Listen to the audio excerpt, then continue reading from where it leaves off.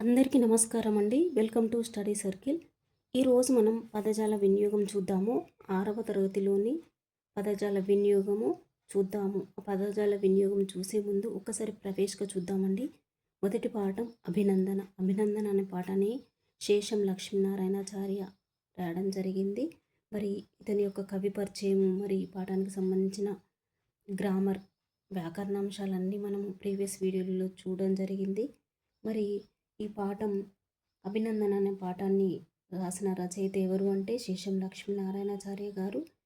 ఇతివృత్తం ఏంటి అంటే దేశభక్తి లేదా శ్రమ గౌరవం ప్రక్రియ గేయానికి సంబంధించిందండి. ఒకసారి ప్రవేశిక చూద్దాము. దేశానికి వెన్నెముక రైతు. దేశాన్ని కంటికి రెప్పల కాపాడేవాడు సైనికుడు. వారిద్దరూ లేకపోతే దేశ ప్రజలకు తిండి, దేశానికి రక్షణ ఉండదు. దేశం కోసం వాళ్ళిద్దరూ పడే శ్రమను వర్ణించడానికి ఎన్ని మాటలైనా సరిపోవు. అందుకే లాల్ బహదూర్ శాస్త్రి ఏమన్నారు అంటే జై జవాన్ జై కిసాన్ అన్నారు. అదే భావనను ప్రతిబింబింపజేస్తూ రచయిత సరళమైన పదాలతో వారిని ఎట్లా అభినందించాడో అనేది మనం తెలుసుకున్నాము. ఎందుకంటే ప్రవేశిక చదివితే మనకు కొంచెం ఐడియాను వస్తుంది పదజాల వినియోగం పూర్తి చేయడానికి. ఓకే అండి. ఇక్కడ మనకు టెట్టులో ఆడిన ప్రశ్న జై జవాన్ జై కిసాన్ అని ఎవరన్నారు అని కూడా అడగడం జరిగింది. ఎవరడి? లాల్ బహదూర్ శాస్త్రి గారు జై జవాన్ జై కిసాన్ అన్నారు, లాల్ బహదూర్ శాస్త్రి గారు. ఓకే అండి. ఇక్కడ పదజాల వినియోగం చూద్దామండి. పదజాల వినియోగం. ఈ క్రింది వాక్యాల్లో గీత గీసిన పదాలకు అదే అర్థం వచ్చే పదాలను ఖాళీలలో రాయండి అన్నారు. మొదటి చూద్దాము. స్వాతంత్రోద్యమంలో ఎందరో వీరులు తమ రుధిరం చిందించారు. ఇక్కడ రుధిరము అనే పదానికి గీత గీయడం జరిగింది. రుధిరము అంటే రక్తం లేదా నెత్తురు కూడా అవుతుంది. రుధిరము అంటే రక్తం లేదా నెత్తురు. నెక్స్ట్ ప్రశ్న. పసిడి ఆభరణాలకు విలువ ఎక్కువ. పసిడి అనే పదానికి కింద గీత గీయడం జరిగింది. పసిడి అంటే బంగారం, కనకం, సువర్ణం. ఓకే, ఇలా. నెక్స్ట్ ప్రశ్న. వర్షం పడగానే హాలికులు పొలాలు దున్నుతారు. హాలికులు అంటే రైతులు, కర్షకులు, కృషివలులు. నెక్స్ట్ ప్రశ్న. కార్మికులు తమ స్వేదం చిందించి కర్మాగారంలో వస్తువులను తయారు చేస్తారు. చూడండి, స్వేదము అనే పదం కింద గీత గీయడం జరిగింది. స్వేదము పదానికి అర్థం ఏంటి? చెమట.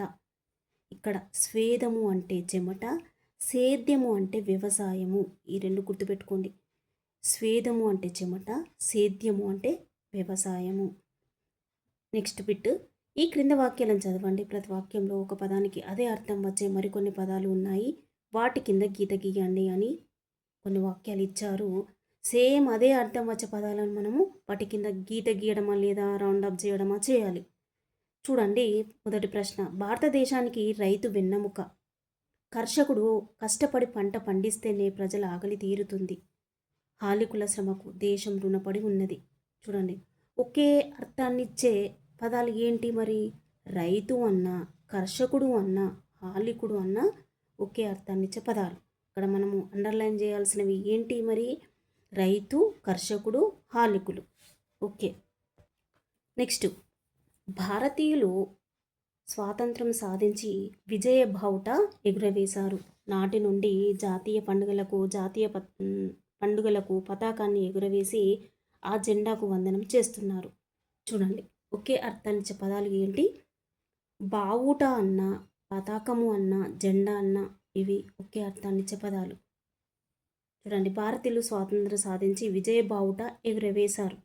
నాటి నుండి జాతీయ పండుగలకు పతాకాన్ని ఎగురవేసి ఆ జెండాకు వందనం చేస్తున్నారు. అంటే బావుట అన్న, పతాకము అన్న, జెండా అన్న, ఇవి ఒకే అర్థాన్నిచ్చే పదాలు.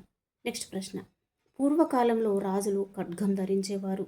అసికి పదును పెట్టి యుద్ధరంగంలోకి వెళ్ళేవారు. ఆ కత్తితోనే యుద్ధం చేసేవారు. మరి ఏంటి? ఖడ్గము అన్న, అసి అన్న, కత్తి అన్న, ఇవి ఒకే అర్థాన్నిచ్చే పదాలు. ఈ భాషను గురించి తెలుసుకుందాం అనేది మనం ప్రీవియస్ వీడియోలో మొత్తం గ్రామర్ పార్ట్ చేశానండి. ఓకే. నెక్స్ట్ లెసన్ స్నేహబంధం అండి. ఈ స్నేహబంధం కవి ఎవరంటే పరవస్తు చిన్నేసూరి గారు. మరి ఇతివృత్తము ఏంటంటే నైతిక విలువలు, ప్రక్రియ, కథకు సంబంధించింది. ఇక్కడ ప్రవేశిక చూసినట్లయితే స్నేహబంధం యొక్క ప్రవేశిక అంటే ముందు మాట. ఇది చూసినట్టయితే చిత్రంగా భయపడకు, ఇప్పటి వరకు మేము ముగ్గురం స్నేహితులం, ఇప్పుడు నువ్వు కూడా కలిసావు, నువ్వు కూడా మాతోనే ఉండు, ఒకరికొకరం సహాయపడుతూ కలిసిమెలిసి ఉందాం అంటూ మందరకం అన్నది. ఈ మందరకం ఎవరు, చిత్రాంగుడు ఎవరు, మాటలు మందరకం ఎందుకు అనాల్సి వచ్చింది మొదలైన విషయాలను తెలుసుకుందామండి. అంటే మనము పదజాల వినియోగం పూర్తి చేసే ముందు కొంచెం ఇది మనకు ప్రవేశిక తెలిసినట్టయితే ఆ ప్రశ్నలకు జవాబులు ఈజీగా పెట్టగలుగుతాము. ఓకే అండి. ఇక్కడ చూడండి, రెండవ పాఠం పదజాల వినియోగము. కింద గీసిన పదాలకు సమానమైన అర్థాలతో ఉన్న పదాలను పాఠం ఆధారంగా రాయండి అన్నారు. పాఠం ఆధారంగా రాయండి అన్నారు కాబట్టి కొంచెం మనం ప్రవేశిక చూస్తే ఆ పాఠం దేనికి సంబంధించింది అనేది కొంచెం మనకు ఐడియా వస్తుంది. కాబట్టి నేను ప్రవేశిక చెప్పడం జరుగుతుంది. ఓకే అండి. చూడండి, ఇక్కడ పాఠ్యభాగ వివరాలు మాత్రం కవి పరిచయంకి ముందే వివరించాను. ఓకే అండి, అది గమనించండి. ఓకే, మొదటి ప్రశ్న, కృష్ణ కుచేలురా చెలిమి కుప్పది. ఇక్కడ కృష్ణ కుచేలురా చెలిమి కుప్పది. చెలిమి అనే పదానికి గీత గీయడం జరిగింది. చెలిమి అంటే స్నేహం, నెయ్యం. ఓకే, ఇక్కడ రెండో ప్రశ్న, తామరలు కొలంలో పూస్తాయి. కొలను అంటే సరస్సు. ఎలుక కన్నంలో నివసిస్తుంది. కన్నము అనే పదానికి గీత గీయడం జరిగింది. కన్నము అంటే రంధ్రం, బిలం కూడా అవుతుందండి. నెక్స్ట్ ప్రశ్న, మహావిష్ణువు ఎత్తిన అవతారాల్లో కూర్మ అవతారం ఒకటి. కూర్మ అంటే తాబేలు. కూర్మ అవతారం అంటే తాబేలు అవతారం. నిప్పుతో చెలగాటం అపాయకరం. అపాయకరము అంటే ప్రమాదం. ఇవి చాలా చాలా ఇంపార్టెంట్ అండి, ప్రకృతి వికృతులు. ఈ క్రింది పట్టికలోని ప్రకృతి వికృతులను జతపరచండి. అలా జతపరిచిన ప్రకృతి వికృతులను పట్టిక రూపంలో రాయండి అని ఇచ్చారు కదా. ఇది ప్రతి ఒక్క టెట్ డిఎస్లో అడుగుతున్నారండి. ప్రశ్నలు ఖచ్చితంగా అడుగుతున్నారు. మొన్న 2026లో కూడా ఈ ప్రశ్నలు అడగడం జరిగింది. కాబట్టి వీటిని జాగ్రత్తగా చూసుకోండి, ప్రకృతి వికృతులు. ఓకే అండి. మొదటి ఈ పదాలు చూద్దాము, ప్రకృతులు వికృతులు చూద్దామండి. అటవి అనేది ఇది ఏంటిది, వికృతి పదం. మరి దీనికి ప్రకృతి పదం ఏంటి, అడవి. స్నేహం అనేది ప్రకృతి పదము అయితే నెయ్యం వికృతి పదము. సహాయము అనేది ప్రకృతి పదము అయితే సాయం వికృతి పదం. రాతిరి అనేది వికృతి పదము అయితే రాత్రి అనేది ప్రకృతి పదము. ఆకాశం అనేది వికృతి పదము అయితే ఆకాశం అనేది ప్రకృతి పదం.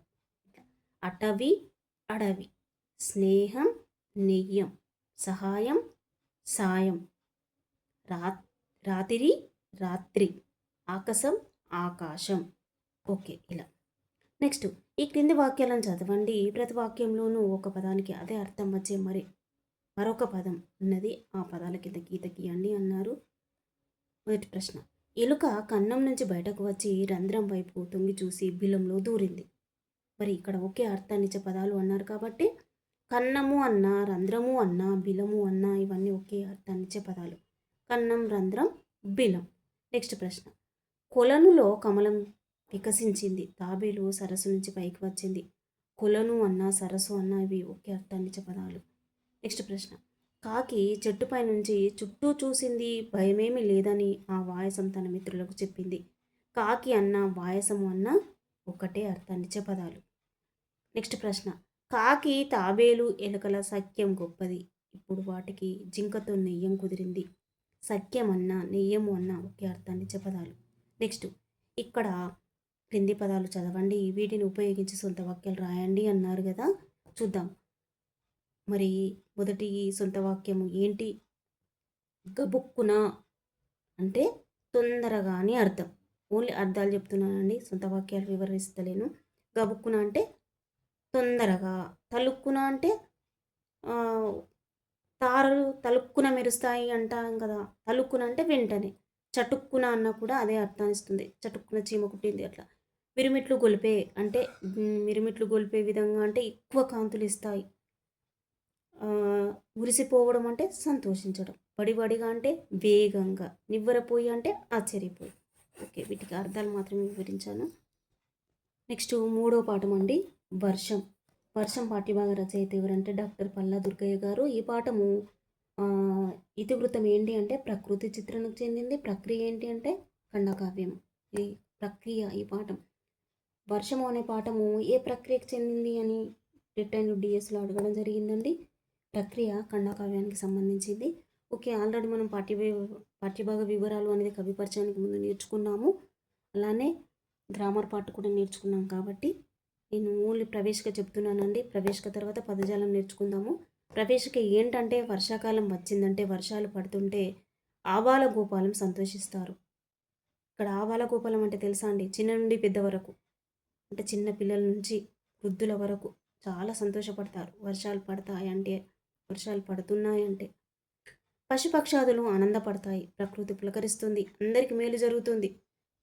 అయితే ఆ వర్షాలు కొంతమందికి కొన్ని ఇబ్బందులను కలిగించవచ్చు. అట్లాంటి ఇబ్బందులను కలిగించవద్దని వర్షాన్ని కోరుకుంటూ పల్ల దుర్గయ్య రాసిన పద్యాలు, ఇవన్నీ పద్యాల రూపంలో ఉంటాయండి. ఓకే, మరి ఇది మనం ఈ ప్రవేశిక ఈ ముందు మాట అనేది కొంచెం మనకు తెలిసినట్టయితే ఆ పాఠానికి పదజాల వినియోగానికి సంబంధించిన ప్రశ్నలకు జవాబులు ఈజీగా పెట్టగలుగుతామని మీకు కొంచెం ఇది ప్రవేశిక అనేది చెప్తున్నానండి, పరిచయం చేస్తున్నాను. ఓకే, ఇక్కడ చూడండి పదజాల వినియోగం. ముందు చదివిన పాఠాల నుండి కింది గుణితాలతో కూడిన పదాలను వెతికి పట్టిక ఆధారంగా రాయండి అని అన్నారు. అంటే తలకట్టు దీర్ఘము, గుడి గుడి దీర్ఘం, కొమ్ము కొమ్ము దీర్ఘం, ఋత్వం ఋత్వం దీర్ఘము, కింద ఎత్వం ఓత్వం ఓత్వం దీర్ఘం, ఆత్వం సున్నా ఇలా ఇచ్చారు కదా. వీటిని ఈ గుర్తులను ఉపయోగించి మనము కొన్ని పదాలను రాయమన్నారు. ఆ పదాలు ఇక్కడ నుంచి మనం పాఠం చదివిన పాఠం నుంచి తీసుకొని రాయమన్నారు. కాబట్టి గుడి దీర్ఘం ఉన్నది కాబట్టి మనకు వాన వస్తుంది. తర్వాత గుడి ఉన్నది కాబట్టి జింక, దీర్ఘం ఉన్నది కాబట్టి కీడు, కొమ్ము ఉన్నది కాబట్టి కుందేలు, కొమ్ము దీర్ఘం ఉన్నది కాబట్టి పూలు అలా. ఏత్వం ఉన్నది పెద్ద, ఏత్వం దీర్ఘము ఈ పెద్ద సేవ అనేది, కింద ఏత్వము పుట్టనై అనేది, ఓత్వం ఉన్నది కాబట్టి బొబ్బ, ఓత్వం దీర్ఘం ఉన్నది కాబట్టి ఓత్వం దీర్ఘం ఉన్నది కాబట్టి బొబ్బలు, తర్వాత ఉన్నది కాబట్టి అవును, తర్వాత సున్నా ఉన్నది కాబట్టి సున్నా వచ్చే పదాన్ని ఆంగ్లము అలా. తర్వాత మంతరకం కూడా వస్తుంది. ఓకే, మనకు పాఠానికి సంబంధించినవి కాబట్టి కొన్ని మనం ఆ పాఠాన్ని చదివితే మనకి ఈజీగా కొన్ని పదాలు అనేవి వస్తాయండి. నెక్స్ట్ బిట్, ఈ క్రింద వాక్యాల్లో గీతగీసిన పదాలకు అర్థాలు రాయండి అని అన్నారు కదా. సోమనాద్రి రాజు కిరీటం వజ్రాలతో తాపడం చేయబడి ఉండేది. సోమనాద్రి రాజు కిరీటం వజ్రాలతో తాపడం చేయబడి ఉండేది. తాపడం అనే పదానికి గీత గీయడం జరిగింది. తాపడము అంటే అతికించడం, తాపడము అంటే అతికించడం. ఇది కొత్తగా ఉంది కదా పదాన్ని, తాపడము అంటే అతికించడం. నెక్స్ట్ ప్రశ్న, కృషికులు పొద్దస్తమానం కష్టపడి పంటలు పండిస్తారు. కృషికులు అంటే రైతులు. కృషికులు పొద్దస్తమానం కష్టపడి పంటలు పండిస్తారు కదా అండి పాపం. కృషికులు అంటే ఎవరు? రైతులు. ఎండాకాలం మిద్దెపై పడుకుంటే పయ్యర హాయిగా వీస్తుంది. చూడండి, పయ్యర అంటే గాలి. తొందరగా చేరుకోవాలంటే వడిగా నడవాలి. వడి అంటే వేగం. ఈ క్రింద వాక్యాలు చదవండి, ఓకే అర్థం వచ్చే పదాల కింద గీత గీయండి అన్నారు కదా. సముద్రం నీరు ఉప్పుగా ఉంటుంది. సముద్రం నీరు ఉప్పగా ఉంటుంది, కానీ ఆ ఉదది రత్నాలకు నిలయం. పయోది దాటాలంటే ఉడకావాలి. చూడండి, ఒకే అర్థాన్నిచ్చే పదాలు ఏంటి? సముద్రము అన్న, ఉదది అన్న, పయోది అన్న ఒకే అర్థాన్నిచ్చే పదాలు. సముద్రం, ఉదది, పయోది. నెక్స్ట్ ప్రశ్న, నింగిలోని చంద్రుడు వెన్నెల కురిపిస్తున్నాడు. అంబరమంతా నక్షత్రాలు పరుచుకున్నాయి. నింగి అన్న అంబరము అన్న ఒకటే. ఓకే, నెక్స్ట్ ప్రశ్న, మనం భూమిని తల్లిగా భావిస్తాం, ఎందుకంటే అవని మనం పుట్టడానికి నివసించడానికి ఆధారం కనుక.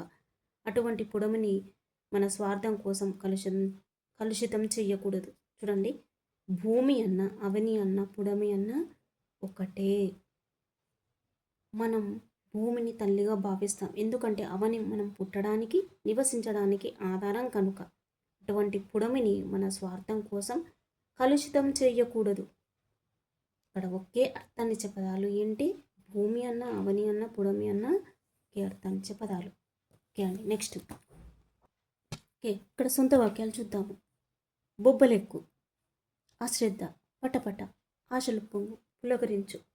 బొబ్బలెక్కు అంటే పొక్కులు రావడం. మనము నిప్పులో కాలు పెడితే మనకు పొక్కులు వస్తాయి కదా, ఏదైనా కాలితే అవి బొబ్బలు ఎక్కువ అంటే పొక్కులు రావడం. అశ్రద్ధ అంటే నిర్లక్ష్యం.